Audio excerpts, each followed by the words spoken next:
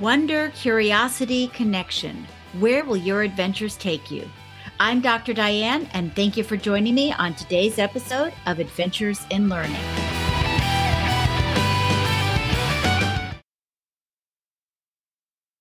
So, welcome to the Adventures in Learning podcast. I am so excited to invite Spy Master Extraordinaire James Ponti to the program today.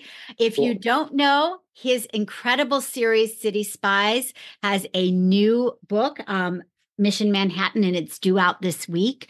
I have to tell you, I'm not done with it yet, but it is keeping me from doing everything I'm supposed to be doing today as I'm getting ready for my trip because I cannot put this book down.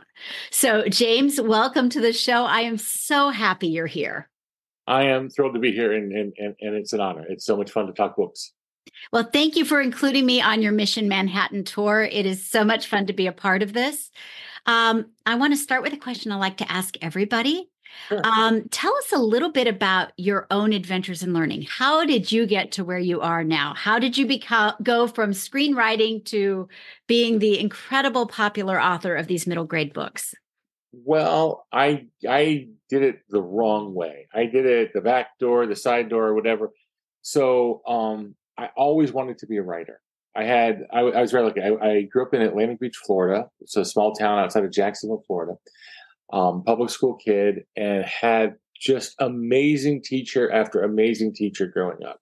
Teachers who encouraged me, teachers who took extra time with me, teachers who knew from an early age that I wanted to be a writer. And fully decided in fifth grade, and I had never once wanted anything else. And so many teachers along the way encouraged that. My problem was I was not a good reader. I struggled as a reader, and it's because I was just slow at it, and other people were fast, and that frustrated me that they were so much faster than me. And it frustrated me in class that we would read something and I would only be halfway through and they'd be done and we'd be talking about it. And so I would already heard the end, so I never bothered to go and finish. And so it was an odd thing. I wanted to be a writer because I love storytelling and I love writing, but I didn't think I would write books. I didn't know what I would write. I really got excited about writing in fifth grade when we did a poetry lesson. And finally there was something that I could finish and that I could read. And I had a great teacher. Mr. Prothero was my fifth grade teacher, and he really encouraged me. And then middle school, I had the same English teacher for all 3 years. His name was Mr. Tyree, Dale Tyree. I call him that now, I guess, as an adult. But at the time, he was Mr. Tyree. And he loved movies, and we did movies in class. And every year I wrote the movie. And I loved that. And one day I went up to him and I said, Mr. Tyree, I think this is the thing for me. I think I'm going to write scripts for either movies or plays or TV shows. And I threw plays in there. I don't know why. And he said, well, write a play and we'll produce it. And I'm like, you don't have to ask permission for that or anything. And so I wrote a play and we produced it. It was awful, but kids came and they laughed and they had a good time. And so my learning journey was a journey of great teachers. And then ultimately in high school, I had an amazing American literature teacher named Judy White. And unfortunately, she has passed away. She never got to see that actually I did do this stuff that we talked about. But I love Mrs. White so much, and she helped me so much that in every book I write, the name of the teacher is always Mrs. White. And so she's been in tons of books now, and she's still inspiring, hopefully, people to read and write just like she did for me. Well, and it's funny because I actually had heard of Judy White, not through your books, but because one of my dear friends who introduced my husband and me is Jay Coles, who you went to school with. Yes. Amazing. So, it's such a small world. So we're veering off the interest path of most people. But yeah, so yeah, Jay and I both had Jay. Jay's a good friend of mine in high school. And she was just great, and she pushed us. What was so amazing about this, and my wife is a teacher, and I remind her of this all the time, which is growing up, a lot of times kids, their favorite teacher is the fun, young, let you get away with it teacher. But when you're 25, 30, 35, the favorite teacher is the one who was pushing you and hard on you. And the advantage for me was that even at the time, I knew she was my favorite teacher. She was so much harder. I got the worst grades I got in her class, and I still was thrilled because I got an A 9 weeks, and that was like an A in Judy White's class was the greatest achievement of my life up until I made the New York Times bestseller list. They're side by side for me.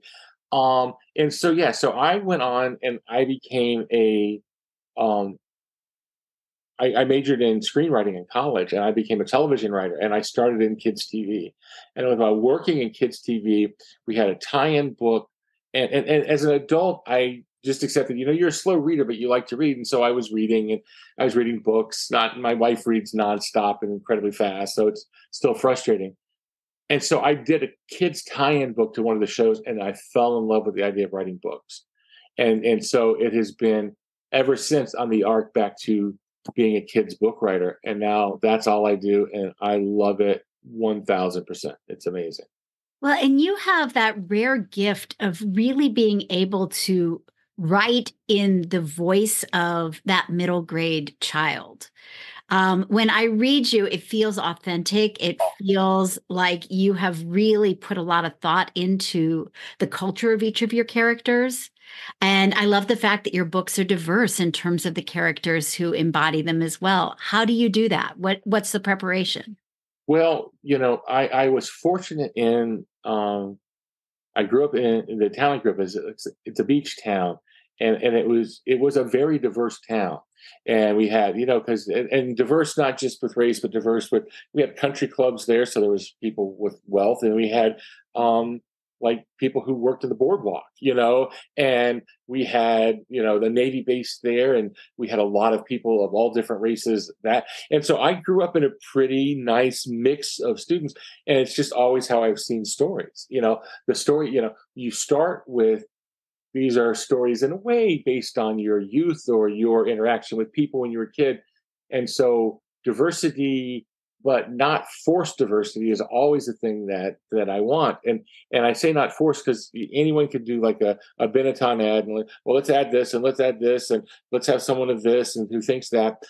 But for me, the key has to be coming up with a plot that naturally integrates people who are different. So it starts at that point. And so with City Spies is a story about, this guy who was searching the world. He's a spy. His wife was a spy, and there was something happened. We don't know what, but she left with the kids, and he's searching for his kids. And in the search for his kids, he finds other kids that he can't turn his back on. So they're from all over naturally in the plot. So of course, there's going to be diversity. As far as their voice, the advantage of having spent a sizable part of my career in education, writing screenplays and scripts, is that it's mostly about dialogue. You're constantly writing dialogue, and you're having actors perform it, and you hear when it's not true, and it plays when it's not true. So I think that was an advantage. There are a number of people who I really admire in the middle grade writing, young adult writing space, who started actually as scriptwriters. Off the top of my head, Stu Gibbs, Gordon Corman was a novelist in middle school. He argued to public, but he majored in film at NYU. Suzanne Collins, who was a dear friend of mine and who we worked together at Nickelodeon and Disney Channel. All tons of people, and I think it's because we write dialogue so much and we wrote kids' dialogue so much that it's a natural progression for us to write it in books. Well, and it definitely comes across as authentic and true, and it's a delight to read. Oh, well, I appreciate that. That's very nice of you to say. And I noticed with City Spies, as I told you, I'm still working my way through it, but I've gone through Venice and I found myself thinking, did you get to go to Venice to do the research? Yeah, no, books. So this is the 5th book in the series. Books 3 and 4 were written during COVID. So research for those books was harder and it was remote. All the other books, I tried to go to all the places. Everything in City Spies 5, I literally walked where they walked. So like I mapped out where they were going because I had done the first draft and I went to Venice And I went to all the places they went, and the church they go into and hide in, and the this and the that. And then I went back and I changed it to make it go. My wife loves when I set stories in places like Venice and Rome and Paris, because then she gets to go and we get to research. People will say, "Oh, you should do it like in the jungles." I said, "No, no, no, no. Why don't we do Barcelona next? Or why don't we go? Why don't you do that?" So no, I went to Venice. I went to all the places. From that, it goes. The other big stops are at Washington D.C. and New York City. In Washington, I visited all the locations. One that's I just think is fascinating, which is the Iranian embassy in Washington D.C., which is fascinating because it's been abandoned since 1981. Oh, wow. But it's technically the way that the Vienna Convention is written. It's owned by Iran, but no one from Iran can go there. So no one can do anything with the property. And so it's this abandoned building. And so I met up with a friend, Henna Khan, who's a writer who lives in the DC area. And we were driving around. And so I went there on my own because I didn't want to I thought I might get arrested. I don't know. And I walked up and I walked all around the abandoned embassy taking pictures, wondering, well, I don't know who's watching me. And if they're in Tehran, I probably can get away before they can get someone here to say, get off our property. But no, I try to research everything. In New York, a lot of the finale takes place at the New York Public Library. And for my favorite place. Oh, it's amazing. And so I got a behind the scenes tour with my editor and my wife, because those are the two people who read the manuscripts as I'm working on it. And we got, we try to research. I try to research for a number of reasons. Partly it's because I want to be accurate. Partly it's because I want to use real places, because books, the books that did hit for me as a kid, that was one of the things. Like my all-time favorite book is From the Mixed Up Files of Mrs. Baisley Frankweiler, Great book, which is set in the Metropolitan Museum of Art. And the fact that it was a real place, like I could go to New York and I could see this thing that they're talking about. So I want that, but also what I want is by researching in person and really seeing the places, you get a sensory. What does it smell like? What does it taste like? What does it feel like? But also you get a sense of new things you would never have known that inspire ideas or comment. And a little detail makes it, I think, jump off the page. An example that I like to give, and I don't know that it does per se in this book make it, but that fascinated me was that at the New York Public Library, the stacks that are not visible to the public, which is 7 stories of bookcases, are empty. There are no books there anymore. The books are now kept underground in a special climate-controlled environment. Oh, wow. The bookcases can't be moved because the bookcases are what hold the building up. And it's like, because when they built it, they thought, we'll do both things at once. We'll build bookcases and we'll build the support beams. And that way it'll save us the trouble. So even though they cleared them off of all the books, they can't get rid of the bookcases or put anything else in that spot because then the building would collapse. And I thought I would never have made that up. No. Wow. And if you go there, which is really fun, and look at them, you see they're actually cut into the ground because really they're 7 stories of steel turned into bookcases. And so the floor goes right up to them, but there's like this little ray of light comes through the seam. And so I could pass a note down there, or I could sneak around down there. So going is, first of all, incredibly fun. And second of all, it really, I think, elevates the manuscript, or at least I hope it does. If I do my job right, it does. So where is your very favorite place that you have gotten to research for one of your books?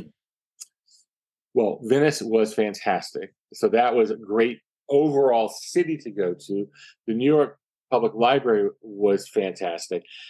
For me, probably the best kind of moment was when I was writing a series called Frame.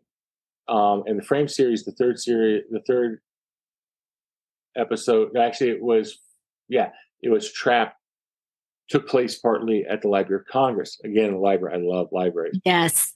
So I went to the Library of Congress with my wife, because again, we travel together, whenever we can. And so we're there. And I wanted to go into a room and take pictures so that I could accurately describe this room in the manuscript. And they said, well, we have a thing set up for you. I'm like, okay. And my wife is an American history teacher. They take us into the room and they start taking out treasures of the Library of Congress just for the two of us. They showed us, here's part of a Gutenberg Bible. Here is literally the first book printed in America. Then it got to a copy of the Federalist Papers that had notations from Thomas Jefferson that had been a gift from Alexander Hamilton to Eliza Hamilton, who then gave it to Thomas Jefferson. And they've all written in this. And my wife is touching these things and holding these things. Wow. And then the last thing, and because I knew it was in the library and I saw the box and I got excited, and I thought my wife was going to freak out in a moment. The contents of Abraham Lincoln's pockets the day he was killed at Ford's Theater. Oh, my goodness. And they just open this thing and it's like, that's his handkerchief. It's right here. And to take your wife, who's an American history teacher, on this journey, that day is hard. It was the day before Thanksgiving. It's like that day was hard to top. So that was a great research day, although Venice came pretty close to topping that as well. And do you have places you haven't been yet that you're dreaming of setting stories in? Yeah, always always looking for new places. Yeah, the place that I would love to go and I cannot go is MI6 headquarters in London. I just don't think they let you in there. I'm going to London probably in the next year, so I may send a letter and see what happens. I was close to getting to the FBI when I was working on Frame because the FBI was part of it, and then that fell through. I have a really good friend named Stu Gibbs who writes Spy School, and Stu has finally now gotten someone at the CIA. He's going to pass them off to me, so I might get into the CIA, their secret museum, or it's not a secret museum; it's a museum on their property that's hard to get to. So some of those places are fun because I don't just research the places; I research spycraft and the history of spies and things, and that is fascinating to me. One of my secret advisors is the former deputy director of the CIA, which is pretty cool. He helps me out with research because his wife is a school librarian, so she put us together. So yeah, I have plenty of places that I want to go. And that's a great thing about the City Spies because they go anywhere around the world. I have a feeling Tokyo might be in that. That's a totally new adventure for me. I've never been closer than California, so it Very may be there. cool. Yeah. You might get all 7 continents before you're done. Long flights though do get to me. That's why I haven't made it to Tokyo yet. So I would love to go to Australia, but I think I would have to be rendered unconscious and then like shipped there and then woken up. So maybe all 7. My son's getting closer than I am. He's more of a world traveler than me. Well, I'm heading to Australia next week, so I'll let you know how that flight goes. Have a fantastic time. And do research for me. Where are you going? What cities? We are going to. We're starting in Auckland in New Zealand, and then we'll be in Sydney and Melbourne and Cairns. Wow, what a great trip! So yeah, I'm doing some research for some stuff that I'm doing. I'm so excited to get to snorkel on the Great Barrier Reef. And that actually connects to something I noticed in this book. You really talked and embraced the environmental themes that are topmost for kids today. Where did that come from? It's funny. It's also the key. I have a new series coming out this year called The Sherlock Society. It comes out in September. And it is also have strong environmental themes. Part of it is, like I said earlier, I grew up at the beach. And when you grow up at the ocean, along the ocean, there's a lot more of your education. We had like a lot of education about the ocean. This is back a while. We had to learn how to identify all the shells and all the different fish and learn about sharks and about dolphins and about all this stuff. So it was always the thing that I was really interested in. And now living in Florida, it's a place where environmental stuff is always an issue because it's such a unique environment in places like the Everglades, but construction in Florida is always so much. There's this hard balance. So from my life, it was something I was always interested in, but I really think that it's something that young people are interested in and something that they can relate to and feel passionate about much more than any other, what you might think of as a political issue. kids aren't going to get interested in gerrymandering, or they're not going to get interested in taxation. It's an intellectually distant concept, but the environment is something not only that they know, but if you look around the world, it is something where young people are often in the forefront of environmental activism. And that, I think, is the thing that fascinated me the most. So for this book, City Spies, Mission Manhattan, the storyline involves an environmental activist from Brazil who's a rainforest activist who they have to protect. The idea of the City Spies is these kids who are spies for MI6, but what they do is they go places where adults would stand out.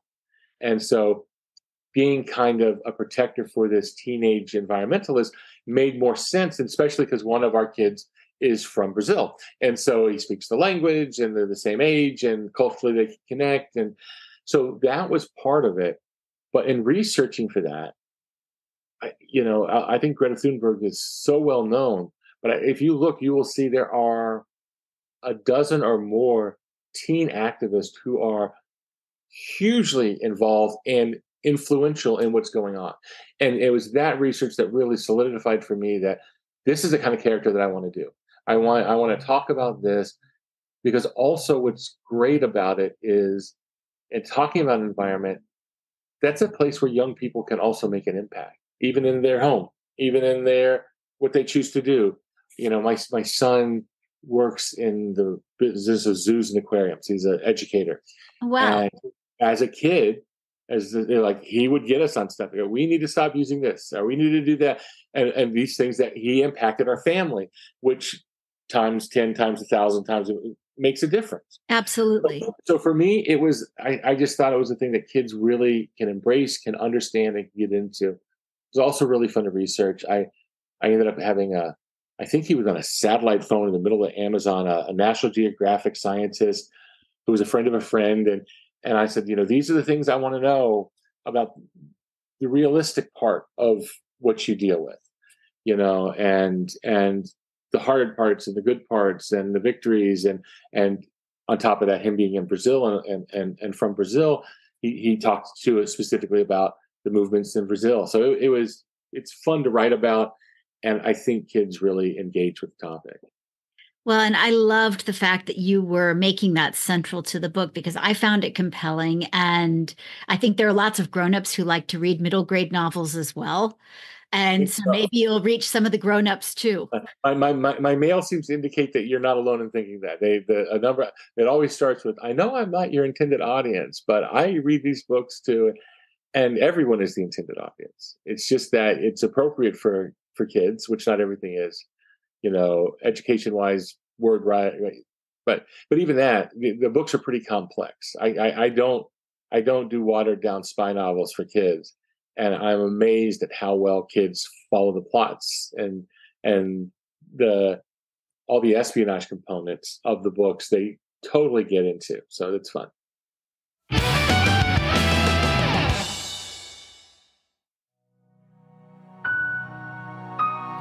Are you tired of same old professional development experiences? Check out what recent workshop participants have to say about doing a workshop with Dr. Diane's Adventures in Learning. Great hands-on session that included real ideas to incorporate in the classroom.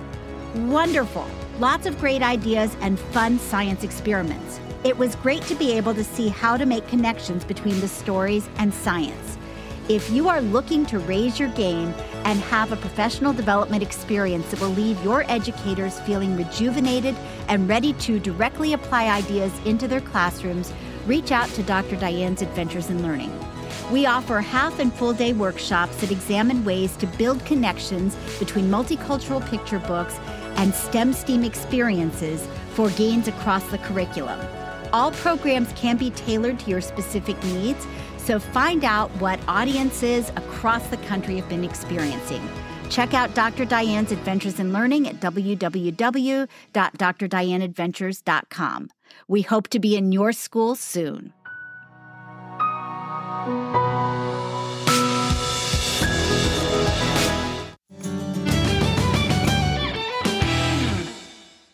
So which of the city kids are you most like? Okay, so this is a tricky thing. This is a kids often ask me about this. So I can't have a favorite. If I had a favorite, I think it would unbalance. You have five kids, and actually in this story we get to six. So we have six kids who are part of this team. And what I have found in meeting young readers all over the country is that all of those kids have the equal number of readers who they're their favorite person. I thought maybe, okay, the American will be the most favorite because the American kids. No, I go to the room and I ask, and it's one fifth, one fifth, one fifth. Hands go up. If I had a favorite kid, I would favor the plots to them, and that would disrupt the balance. But also, I would be doing a disservice. So what I did actually is I thought hard about the problems I had in middle school, which were plenty, as any middle schooler has. And I took my five biggest issues and I gave each of them to one of the characters. So each of them has at their heart a core, like, this was a struggle for me growing up. Worrying about letting people down, connections with family members who I never met or got to see, all these things. And I would plug them into that. So all of the kids are part of me. All of the kids are way cooler and way more skillful than I am as an adult, much less than I was as a 12 to 14-year-old, 15-year-old. But so I try not to have a favorite. The character who I most identify with is Mother, who is the father figure, actually becomes the father because he adopts all the kids. And that is because I'm a father, and that's first and foremost what I am. And so he's the one I feel for because he's trying to do this thing, which is he's trying to be a good spy and save the world and save the United Kingdom, but he also wants to be a good parent. And sometimes those are in direct conflict with each other. That makes total sense. Now, with all the cool gadgets that you've written about, is there one that if you could have it in everyday life, you would want? Ooh. Well, I want to say this. First of all, there are gadgets throughout. I always love that in James Bond movies. But I do them less than I think people would expect. And that's partly is the message that I want to get across is that just like superhero movies are great, but superhero movies are all built on the idea that, well, if you have this one superpower, then you can do things. I wanted the kids in my books to have the power of being teamwork, intelligence, empathy, caring. So I want the solutions to be that. I also worry that high-tech stuff can really seem dated really quickly. So in a lot of places, what I found, and I do a lot of research about early spydom, or at least the early stages of MI6 and CIA, is analog is a lot more fun. So it's much more fun to write a code than it is just to have a computer that translates something for you. And so I try towards that. They have really good tracker communicators, and I would like that. I would like to be able to at any time know where my son is, where my wife is, without having to call and seem like a nosy parent. The worried parent in me. I would like to be able to track people easy, and I know phones can do that, but I don't secretly track them by their phone. Right. I feel like, but the communication device, they sometimes use a communication device where they talk to each other without being overt, and that would be cool to have for sure. Well, and I love games like Hawks and Sparrows and the different ways that you have the kids really have to connect and work together. And it is low tech, like they're getting down to the nitty gritty of creative problem solving and having to think 10 steps ahead. And I think that that's really cool. One of the reasons I like to write about spies, and this is a key component of the books to me, is I feel like being a spy is the closest job there is to being a 12-year-old. And by that, I mean, when you're 12, you are trying to gather intelligence. You are often trying to blend in a place where you don't blend in. You are looking for these signals and signs that people use for coolness or hipness or whatever, where you don't. And sometimes you even take on different identities and try them out. Spying and kid-like stuff are very similar. how you get, there's a line in one of the books. It's like being a spy isn't like being in a James Bond movie. It's like being in a middle school cafeteria. And that's really what it is. You're trying to navigate all this stuff. And so Hawks and Sparrows is the game I came up with for them to train how to follow someone, how to work in a team. And it's just much more fun to me to have that, because I know just from talking to kids that some kids will play Hawks and Sparrows now. I know that they'll try it out, and I love that. That is like the ultimate compliment to me as a writer, is when I meet kids who say, "Oh, I did this thing." That the biggest example of that in my writing is in the book Framed, which is kind of like a Sherlock Holmes and Dr. Watson pair of friends in Washington. But I always thought Sherlock Holmes cheated as a writer, because it's like, well, he knows too much. Like, oh, there's that tobacco, and that tobacco only comes from Afghanistan. So it's like, no one knows that. And I know that's the plot, but I don't want kids to feel distant. So I came up with a thing called TOAST, which is the theory of all small things. And the way they solve mysteries is by using TOAST. They use the theory of all small things, which is that if you add up all the little details, that leads you to the truth, where big things are often used to lie. And it's the thing I just came up with. And every kid I've ever met who read that book, and thankfully there have been a lot, so that's good. They try it out. They use TOAST. Even the kids in my neighborhood, it's so funny. I moved into this house about 4 years ago. And there's these 3 girls down the street who are amazing young readers, and they read everything I write before anyone in the real world gets to read what I write. And they, not knowing it was me, but they had read Frame, and they had used TOAST to try to figure out who just moved into the house. I love it. They used that thing that I invented to try to figure out who I was like, wow, okay, that's pretty fun. What an incredible moment. This stuff and go with it. And it's really important, I found, for kids, if you name it. If I had just done the theory of all small things, they would have read it and it would have been okay. But by calling it TOAST, something that you can do or talk about, or by instead of saying, all right, you guys are going to try to evade these people, it would have been fine. But you're saying, we're going to play Hawks and Sparrows. Hawks hunt sparrows. Sparrows try to elude hawks. Well, now it's like, now we have a name, and now we have a thing. That's partly, I think, I worked for a while at Nickelodeon, and all the games, like half the fun of coming up with games and things for Nickelodeon was naming them. And it's like, once they're named, then kids can get into it. So I hope that's the case in writing. So what are your hopes for 2024 in terms of your writing? What are you working on now? Well, it's an interesting year. So the writer's public life is always a year behind their working life. So, the books that come out this year were the things I did last year. So last year I wrote 2 books to come out this year. So it was really difficult last year, and it's difficult this year because I'm doing it again. But it's exciting to me that 2 books will come out. So in February, I have City Spies, Mission Manhattan coming out. It's the 5th book in the City Spies series. A lot of people wonder if it's the last book because there are 5 characters, and each character has been the lead in one of the books. It's not. There's going to be at least 8. So that's the first thing to, people that like City Spies, don't worry, it'll be around for a while. But the new series, the Sherlock Society, is a mystery series set in Florida.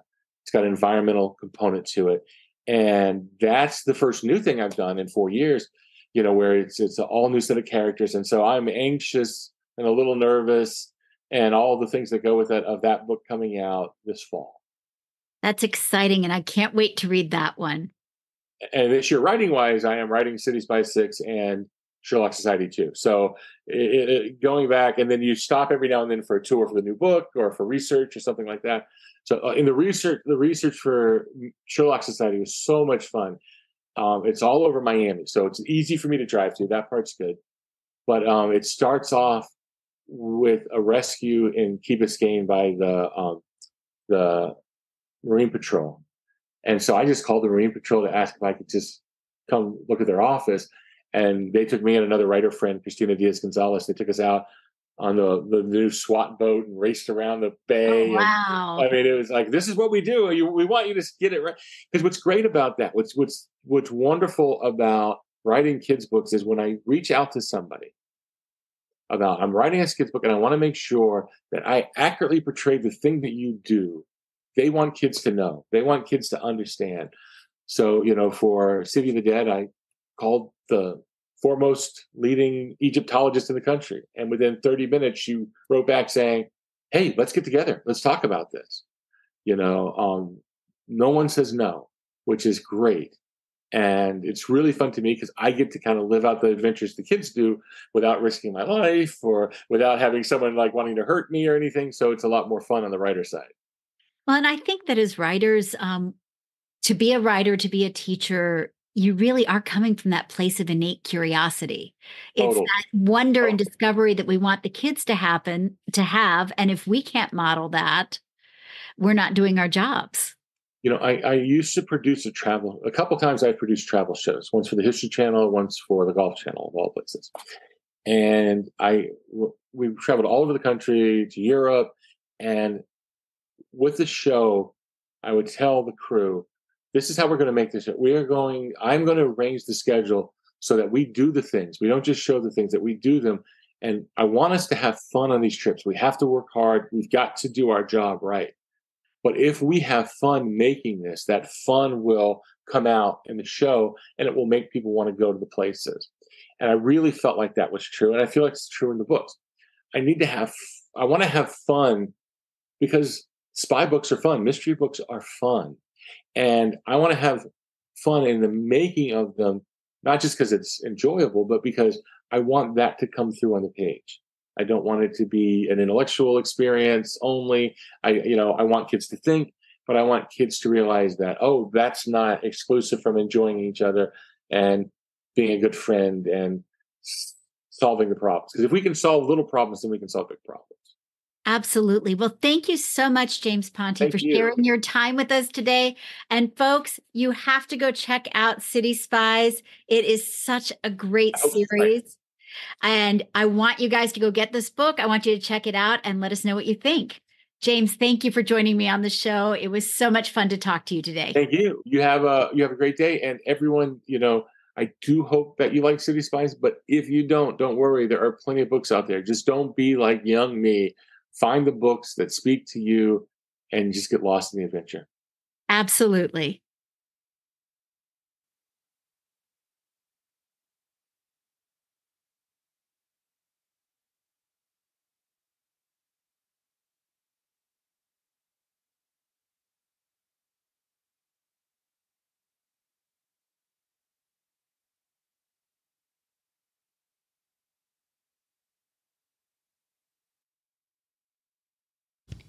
You've been listening to the Adventures in Learning podcast with your host, Dr. Diane.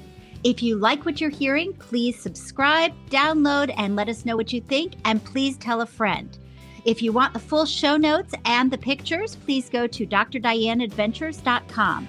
We look forward to you joining us on our next adventure.